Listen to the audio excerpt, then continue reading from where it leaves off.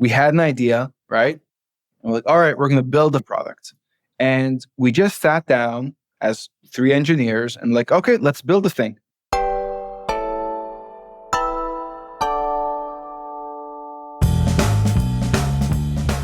Hello and welcome to Confessions of a B2B Entrepreneur. My name is Tom, your host, and today we have an interesting episode. For those of you that don't know, Fame acquired a business called Lychee, which is, in my opinion, the best short-form clip factory that exists on the internet or in the world. And Tomer Dean is the co-founder of Lychee. He also has two other co-founders, Ran and Peleg, who they started the company in 2022, and then we bought it from them at the end of this year. So we dig into Tomer's background, and then we dig into the story of Lychee, why they built what they built, and then specifically how they did. Now, the thing that I was really impressed about, really after we signed the deal and I got inside everything, was the no-code operations.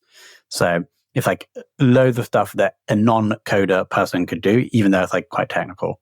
And then the ops to build this factory to enable a high volume of high quality clips at a reasonable cost is pretty impressive. So we dig into that. And also what Tomer and the team are going to be doing next. So before we jump into that, I want to give a quick shout out to the company that bought Lychee, Fame. They are the producer of this show. If you like a show like this, please go to fame.so and request a proposal.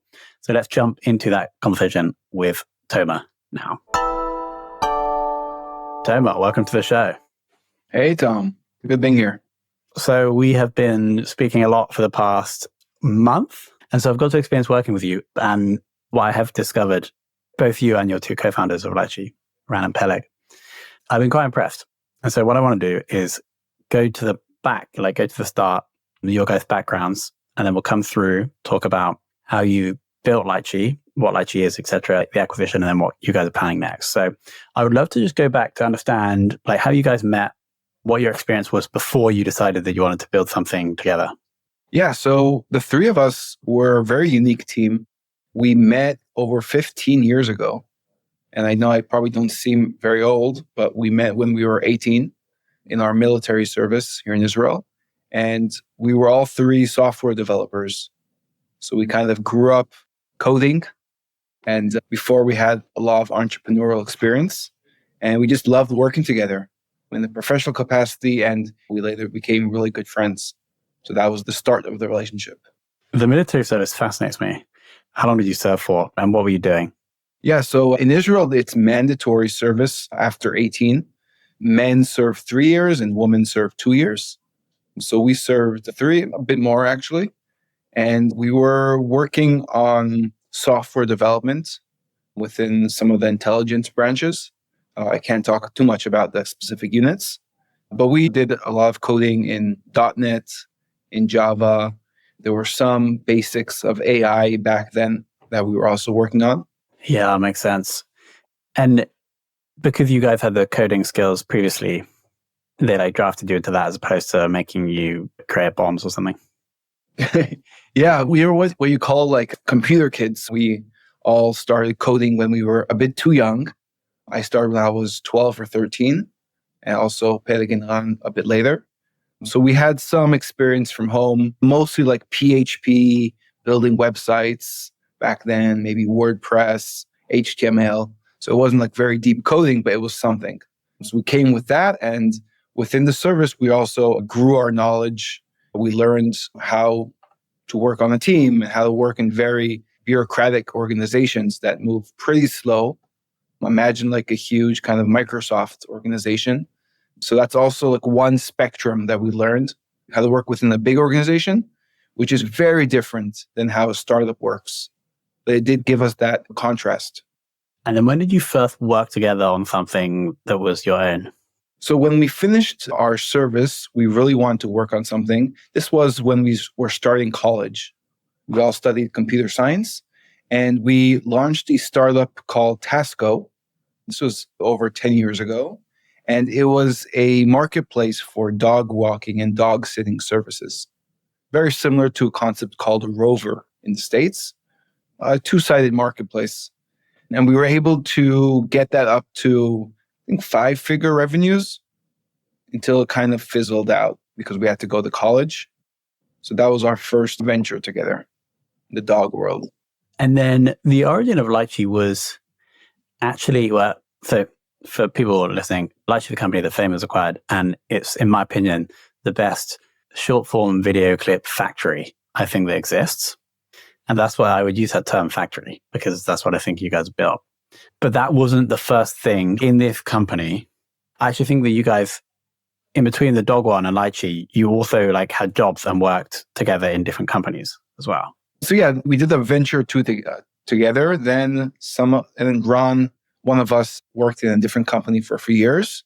Me and Peleg, one of the other founders, we had a different startup in the e-commerce world, very different things, working with European retailers like ASOS and Zalando around social media things. And we got back together in 2022. And it didn't start with Lychee, as you mentioned. Startups often pivot, and not everyone has the perfect idea up front. We originally started Lychee as a tool for podcasters. Quickly before we go into that, like what brought you back together? Like did one of you were like, we have to try and tackle this problem, or how did it work?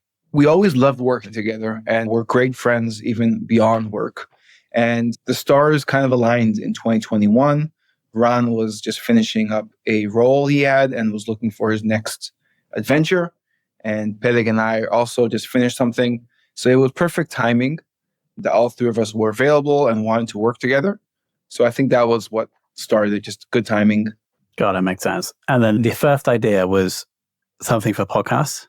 Yeah, we were really, really excited about the creator economy.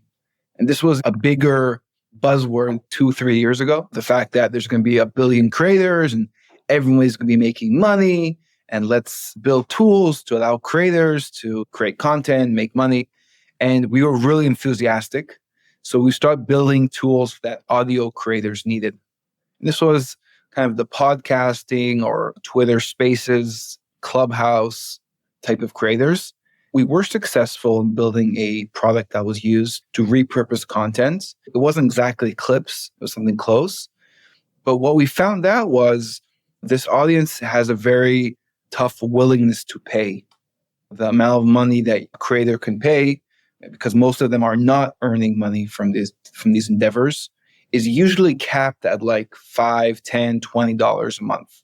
And we didn't see a path how we can make a significant venture-backed company with this type of business model. What was the thing that you initially created for repurposing? So we had a product that took a live discussion that was on Clubhouse or Twitter Spaces and repurposed it as a long-form YouTube video. Nice. And the value prop was all of these creators were creating only live, where most of their audience can't tune in live, right? So let's create kind of a recorded version that'll be available anytime on YouTube. That was the value proposition. And we were able to reach several thousands of active users. But this was without charging for the product. So it was free.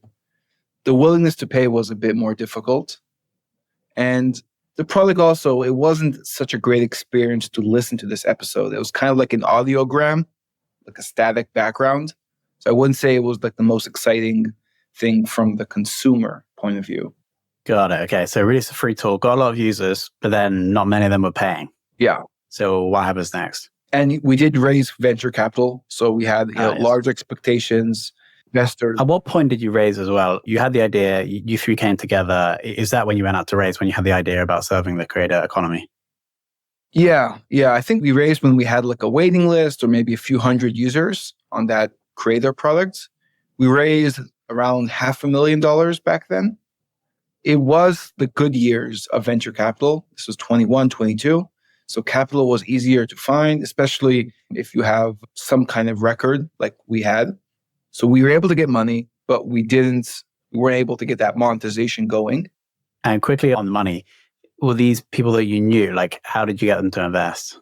So we raised this $500,000 from like 10 different investors. These were either smaller angels or other founders or small VCs. Some of them we knew before from previous places we worked or different networks we're in. And some of them, just through introductions. So yeah, we raised approximately $50,000 from around 10 investors and we got going. 500,000, right? Yeah. Okay, so we got rolling. And then we realized that the repurposing product is probably adding value, but not enough value to the right type of person to get enough revenue. Correct. So what happens next? So what happens then is we tried the B2C, the consumer route. It wasn't going so well, but there was some traction with the product and the value prop. So we're thinking, all right, let's see if we can find a way to stay with this value proposition of repurposing, because that did, hit, but pivot the customer, the audience. So within our several thousand users, we had a few companies that were obviously B2B companies, and they reached out and they were asking for like more advanced features and things like that. So we're thinking, you know what? Let's just build something for these small group of B2B customers that we found within our big pile of consumers. And what we saw is that they were looking for higher quality repurposing. So they wanted these polished clips like a Lychee or Fame clips does today. And that's how we kind of arrived at this angle of, okay, let's just help companies take their raw podcasts or videos and turn them into just beautiful, stunning shorts for TikTok, YouTube shorts, Reels, the whole short form train that's starting to go really fast today. And when was that? This was 2022 when you decided to start working on that product. 22, 23. Yeah. Got it. And with your initial vision for this to ideally be like completely automated? Yes and no. In the beginning, we thought this would be an AI tool. We thought we could automate this whole thing. We have many competitors. That is the route they took. Full automation. What we saw is that full automation is very limiting. There are things that AI can do great, and there are things that AI cannot do great. And in terms of short form quality, it's very hard for the AI to get as good as human quality when there's a lot of nuance in these things, right? The B-roll and the humor and making sure there's no typos and matching everything up. So we didn't see a way at that moment where we can do a fully automated product with AI that would still satisfy the high standard of our B2B clients. So we decided on a new model. We call it a hybrid AI, in which we would use AI internally to make our agency or our factory, in your words, run smoother and more efficiently. And this wasn't so easy because it's a very new concept. How you combine both AI and you still have a human level of moderation or polishing.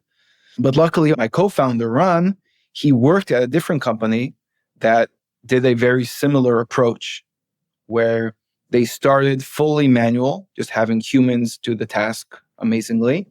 And progressively, slowly throughout the years, they automated more and more and more and more and more until the point where it was 99% automated and very minimal human input.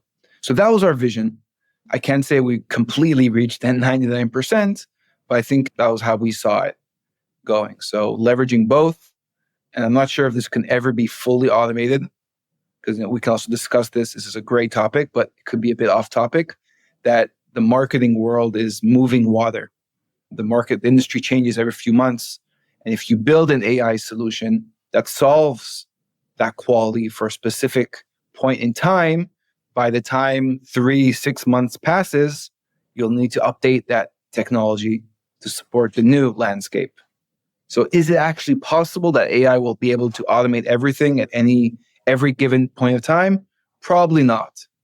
And also with like the high risk nature, or like the risk, it's like basically these customers need somebody to review it because they have their brand they're risk averse. So I think there always will have to be a person to do that step of the process, regardless. The review, the moderation, very important things. When you're working with these types of B2B clients, a big factor is their time. The time that they spend reviewing your work, either revising or just interacting with our product is worth something.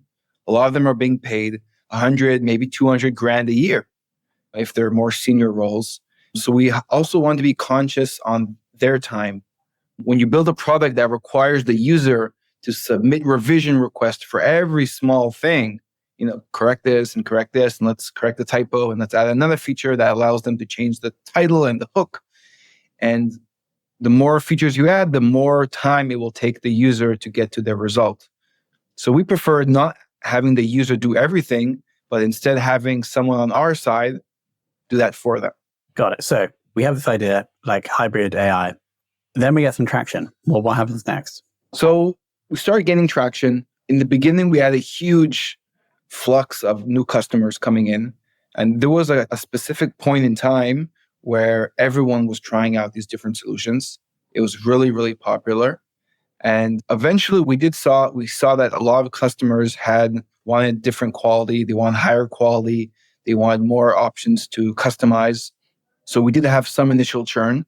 And that's when we kind of went down and doubled down on the quality and did another layer of fixes and changes to make sure the quality is consistently high. And then we had also some time where there was a lot of competition.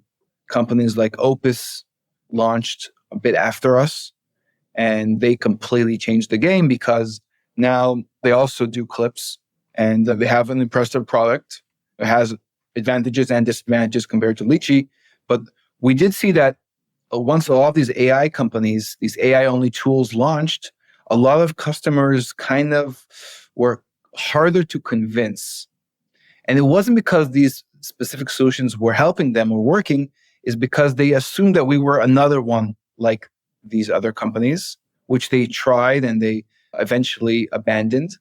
So we did see that there was a large part of the market that became anti-AI. Anything that smelled of AI was a turnoff. And now they were looking for human agencies. When I told customers that we have a human in the loop, I once thought that would be a turnoff, but that was actually what they wanted to hear. They were afraid of AI. They thought the AI would just be a generic edit. So that whole wave of competition of different tools that came out was both a blessing. It did push more demand to the whole industry, but it was also a curse because we were confused in that category. Okay, then why decide to sell? We started this as a venture-backed business, which means we took money from outside investors. We gave the expectation that they will get a good outcome. We raised some more money by then. And we were at the point where this was looking more like a lifestyle business rather than a venture-backed business. Meaning it was getting pretty obvious that we wouldn't crack $100 million in revenue, which is the threshold that VCs expect you to do to be able to give them a 20, 30x on their money. So it wasn't to say that Lychee wasn't a successful company. It didn't fit the venture style expectations. And once we understood that, then it became very clear. Do we want to manage this lifestyle business or not? Can we actually provide these investors with an outcome they want or not? And both these questions came to a no, meaning we didn't feel that we're the right people to continue to manage this. And it wouldn't give our investors the outcome they wanted. So in a parallel world, if I didn't have these investors, would I keep on running Lychee? Probably. At the point of time, it made more sense to let's find a good home for this company. Let's find someone that can take it to the next level, which requires completely different skills than the ones that got us to this point. It's more about marketing, branding, upsells, cross-sells, consistently building a company. And that's how we also resolved issues with our investors. So they got a return on their money, even though it wasn't as big as we initially promised them, but could be worse. Most companies go to zero. And now this also allows us to take the next step with them. We'll talk about it in a moment. And so, as I mentioned, I think Lychee, from my research, is like the best short form video clip factory that exists. And part of that is like the ops behind the scenes. Can you share just like a little bit how you went about doing that? I guess if Rand had this experience doing it at his previous job, but like anything that you learn about ops, like going through this process, because for me, it's quite impressive. Yeah. So I'll repeat the playbook. And this is Rand's playbook, not mine, but I saw it being applied in real life. So the playbook goes like this. You start doing the task you want to automate manually, right? You can't automate something that you don't know how to do. So we started completely manually, which was just hiring an editor that does everything by hand. And we asked this editor, can you just tell us exactly what you're doing? Like if you can split up this task to 10 micro tasks, what would those be? How long does each one take? Does each task require a creative skill or a technical skill? What's the skill level required? And once we started doing that, it was pretty obvious where the editor was spending his time. There were a few creative tasks that we weren't sure AI could do too well, but there was a lot of technical stuff. For example, from a 1 hour podcast, you have to find the right moments that are interesting and cut those into like 1 minute segments. That's relatively a technical task that can be automated fairly well, and that will save a lot of time. So let's do that. And over the course of 18 months or so, every month, we just took another micro task and automated it or improved it or streamlined it to the point it became a productized service. So customers would order everything through our studio product, which is a interface where they can upload their episode and choose how many clips. And then every order would go through the same exact process. It would be starting with the highlights and then the edit, and then it goes through a QA process, which makes sure that the quality is at a certain standard. And as all this happens many times a day and is a system that we can consistently count on. So that was the process. That was the high level, basically starting manual, segmenting the manual work into different parts and micro tasks, and starting to automate these micro tasks according to what is more technical first, and then be very careful with the creative tasks. And I still think, within the clip process, there are the creative sides, which I think will be very hard to automate, perhaps one day. So I think go with those last. Yeah. And then could you explain a bit about your no-code philosophy? Because what surprised me when I came in and saw behind the scenes is that big chunks are done without like custom code and with existing tools being tied together by Make or Zapier. Yeah. So our philosophy on no code is actually because we're developers. So you remember that story I told you a few minutes ago about the dog marketplace we had when we were younger? So that was a great example of how not to build a startup. We had an idea, right? And we're like, all right, we're going to build a product. And we just sat down as 3 engineers and like, okay, let's build the thing. We made requirements. We didn't speak with any users at this point. We just build the requirements according to what we thought it would need in our heads. And it took us around 6 months, 3 developers working part-time for 6 months. And then one day we were finished. And then we started going to users. And usually the story goes that nobody cared and nobody wanted to use it. We were actually lucky. People did use our product, but they only used around 10% of the features we actually developed. There was a lot of features that nobody touched, which basically means we could have built the same thing within a month, not 6 months. So that was kind of where we start and said, you know what? Never again are we going to spend so much time developing before we have a user or a customer that we know is going to use the product. So fast forward to our situation, we realized that most of the work will be making changes. So a lot of the things that we think in the beginning, in the early days, are going to be changed. So we started working with different no-code platforms, starting with Zapier, Make, Notion, and kind of all the interactions between them. And we saw that a lot of the business logic that we were used to doing in code, everything in code, we can now do with these no-code platforms. And this gave us such a huge flexibility and savings. So for example, here's something that many people listening have.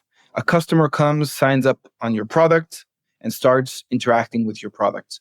A common thing that someone does is they sign up to your product, and then you want to send them an email. Or after they order something, you want to give them like a reminder a day after. So all of these things we would do in code, which means any change would require another push, another deploy, a lot of investments.